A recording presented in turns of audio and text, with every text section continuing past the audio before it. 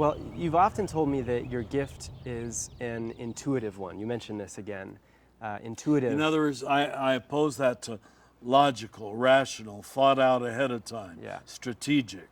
That's right. It's not that. No. No. You don't know what you're trying to do in some respects until you're in it and you're seeing what's happening in real time. Even when I approach the podium or the pulpit, honestly, I swear to God, I'm still not sure of what I'm going to say, which has sometimes been more than obvious. Where is he leading us? But anyway, yeah.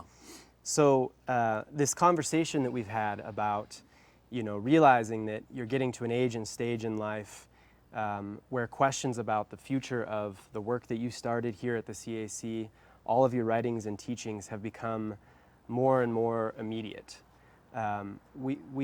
We engaged those questions as this kind of extended conversation over these last few years, helping kind of volley back and forth as we got clearer and clearer, I think, in terms of really what were you trying to do here and what does it mean to carry that forward now? I think, yes. And that's where community and team and teamwork is so crucial. I think what's killed so many movements, organizations, institutions, is when they don't spread it out. I think you've heard me talk about when I worked in Calcutta after Mother Teresa died. Even the great Saint Mother Teresa, God bless her, they were just in chaos those first months.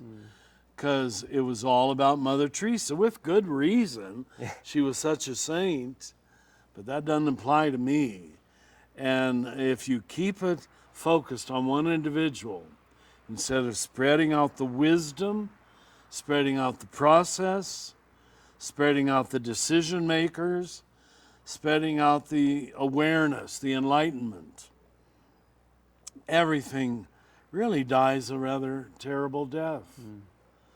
I mean, even the early Franciscans, once Francis died, we were in chaos for a number of years till Bonaventure came along, and even he rebuilt it in a little different way. And that's what I got to trust, and I do trust. When we started this process of reflecting together on what the future for CAC might look like, one of our teachers, Jim Finley, gave us this quote, that for 30-some years the CAC has been about Father Richard. But the reality is that Father Richard's not about Father Richard. So how do we start to see the CAC as about what Father Richard is about? And that's really the task that we've taken on in these times. Can you talk about that, just your own relationship with this institution and desire to raise up other voices in service to this broader vision that you started the CAC really to serve? I have to admit that's true. What's that book that's so popular? Love Signs or Love Languages. Love Languages. And I read all 5 of them. I said, well, I don't really like gifts. I don't. You made up your own. and I don't remember what the other 4 were. But I said, what I like is when people are committed to what I'm committed to, who care about what I care about. As long as I know that's happening out there, I'm happy. That's my gift. And that's the hope of the future, not the perfection of this structure, not the maturity of the staff, because that's going to keep changing. But our hope is based in transformed lives and people. Yeah.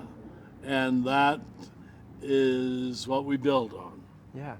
And not just transformed lives and people, but specifically continuing to serve that impact that now is evident over all these years of the work that you've been doing, providing people a gateway into this transformative, contemplative wisdom at the heart of our tradition.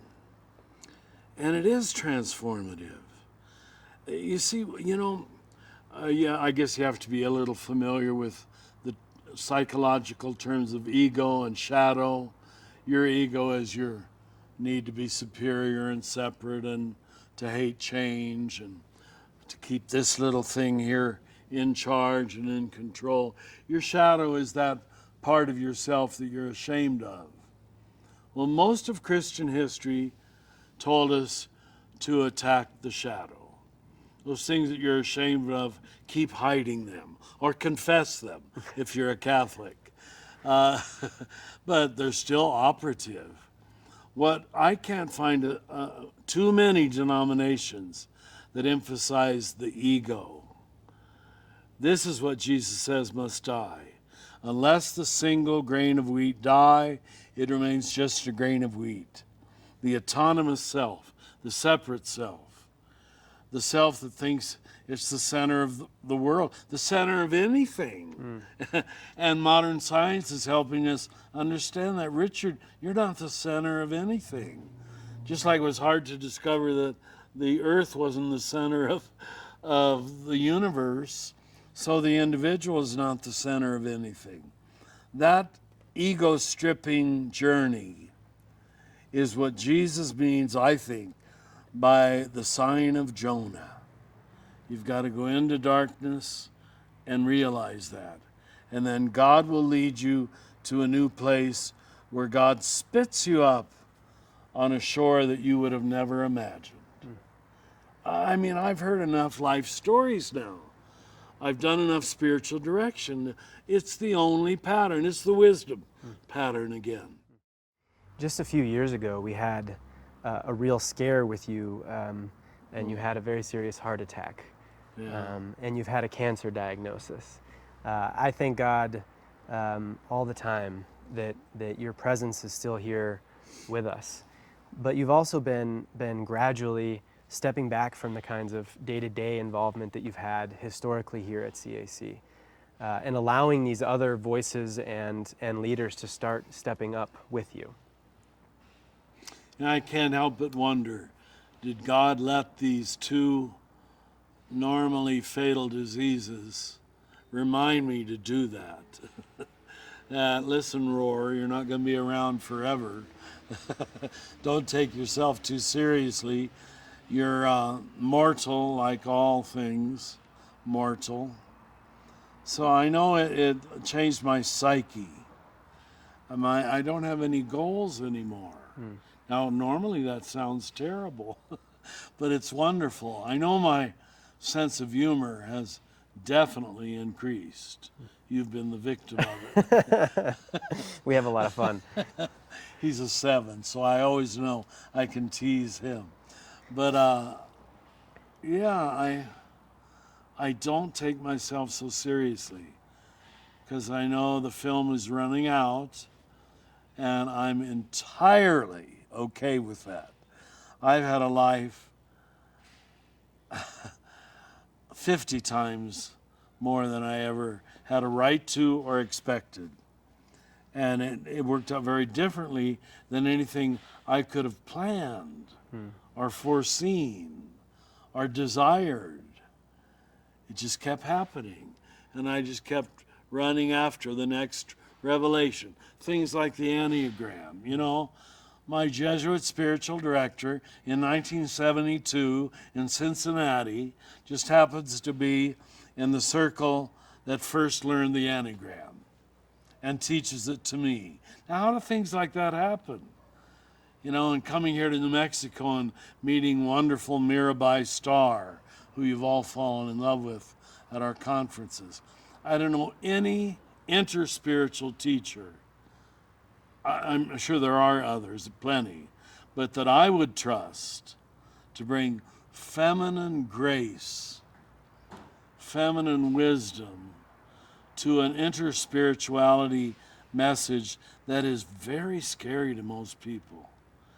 But she does it with such humility and charm, and reading a Catholic mystic and a Sufi mystic and the Jewish Kabbalah all in the same 10 minutes, you know. What did we do to deserve this? People like these. So yeah, we're blessed. And Mirabai living right down the road in Taos. Oh. Yeah, too good to be true. Well, We have to have faith that God calls forward the gifts that are needed in the times for which they're needed. Looking back through history, you have examples of these singular figures who kind of break through into history and help people see from a new lens or evolve consciousness in these significant ways. But you also have people who come after them, who take up the mantle of living from those teachings and even building, new structures, new communities, new ways of being together that reflect what our hearts have been opened to as the truth. You talk about, that it's these parachurch, you use that phrase, parachurch groups in your lifetime, these little small groups that maybe they're doing centering prayer, or they're reading books, or they're, not necessarily following the orthodoxy, the tribal orthodoxy of their particular group where this message has had life. But you've also talked about the need for these new movements. You've used frames like, we talk about at CAC the emerging church movement. We've talked about the neo-monastic movement. We've talked about, you and I were just talking about this idea of neo-Franciscanism. Yes. These renewals that arise in history and carry forward this new consciousness within real structures with leaders and communities who are putting them into practice. What's your hope for that? How do we start to make that more possible here and now? Well, first of all, the only honest answer is I don't know. But I have suspicions. You can only give away what you yourself have become. And I hope the CAC is a place of becoming, not didactic teaching, but teaching from a different energetic level that is not divisive, that is not unkind, that is not pushy and aggressive. It's a different energy. And if our work is raising up even a good handful of people like that, it will happen. But it will happen, I guess, I'm not certain, but in structures on the edge of the institutional church. And if we're giving people permission to do that, we're saying you're not being unfaithful. You're not leaving Jesus. You're finding a way to speak the eternal mystery in contemporary language, contemporary symbols. Let me give you the obvious example. Most people love our Franciscan robe. It's beautifully brown, and we wear a nice, attractive rope for a belt, and we wear sandals. Michael has his feet bare today. And everybody loves it. When I used to go out at the reservation, they'd stop and take my picture. And they'd say, "Are you for real?" I said, "Yeah, I'm afraid I am." And they said, "Or do you just stand around because the, what is it called? The people in charge of the city tell you to do it because it's good for tourism." I said, "No, this is really me." Now, what we've got to do is discover what you just called a neo-Franciscan movement, which has the same desire for humility and simplicity of life and nonviolence, but it isn't tied to the brown robe and the right rope, because those are just window dressing. And that's true of the institutional church too. Do you really have to be dressed in vestments to be a true priest? I think anybody who is an agent of transformation of matter into spirit is a priest. And I think that has little to do, oh, forgive me, I know I'm a heretic now, but has little to do with formal ordination. Or not even transform matter into spirit, but to reveal the union of matter and spirit. Oh, you've learned well. To reveal they're already one, yeah. Without knowing where it would lead us, our conversations over these past few years have produced almost this playbook that you're leaving us here at the CAC to continue this work moving forward. We have the 7 themes that we're wrapping up in our last CONSPIRE conference of your alternative orthodoxy in the contemplative tradition. Just the core baseline theology of how we understand the nature of God and the Trinity, a little bit different in the contemplative traditions and informed by your own Franciscanism. We have the 8 core principles of how we go about our programming here at CAC and the lessons we really hope to impart for our community. We have this idea of playing this role as a gateway to the contemplative path, speaking to those questions that people have in their own hearts, reaching them in sometimes these experiences of unknowing and introducing them to where contemplative wisdom and practice can actually meet them. We have core values now of really extrapolating what were the animating values that you had upon founding the CAC. And all of these things are going to be the playbook for how we build new partnerships, bring in new voices, and function moving forward as an organization. It's not to draw people here. It's we hope to have enough of their trust to point them where Jesus is pointing them. If, in other words, our hope is not that this here is perfect, but that our credibility is based on the lives we've changed. God has changed. Grace has changed. Look at some of these rather holistic people that frankly I'm very proud of. I hope you are too. And that keeps eyes off of us because CAC is going to continue to make mistakes. And in this call-out culture, I'm sure we're going to be called out for it. So if you're looking for a perfect institution, we're not it. Yeah. And we don't have to be. And there is no such thing. Yeah, go ahead. The way I think about it is that our integrity as an institution, our success as an institution is a function of our ability to be faithful to what you founded us to be. And it's faithful to what's happening out there. It's in service to the community that's gathered. It's in service to the kind of transformation that is bubbling up, not just here in CAC, but we're able to connect with because it's the hunger that we experience in so many different places, and that we help people learn how to trust and to continue to cultivate and to serve. Lovely. Well, thank you. No, that's good. Richard, I get to see up close what most people only get to experience through the power of your teachings, and that's really the earnestness and the sincerity with which you have been faithful to your vocation for all of these years. But at this stage in your life, I also can see that it feels like this responsibility that you've been carrying forward for your leadership of the CAC, and as a real of a symbol for this contemplative consciousness that you're trying to point us all toward. And it would feel like such a gift, I know, for you to be able to have our community let go of needing you to be the center of this work. You know, let me just correct one thing you said. I don't think, and I'm not being falsely humble, I've been that faithful to my vocation. I've probably been unfaithful to all 3 of my vows. I'm a not so good Catholic. I'm a try to be Christian. What I have been faithful to is the message. Is that, by God's grace, I just couldn't let go of.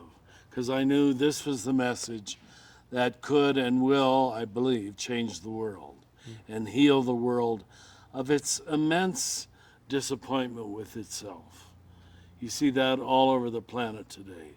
It's immense disappointment. So if we can raise up people of deep hope, not superficial hope, earned hope, who can talk, I ask you to give them the authority, the trust, maybe you're going to become one of those people that you once gave me. Because it's a big deal if you liked me. I'm glad that some of you do, I really am. But so what? So what? If we're not raising up people who can confirm the truth of the message that I tried to communicate, by their lifestyle, not their belief systems. That's why we call the living school a living school, that this is about life.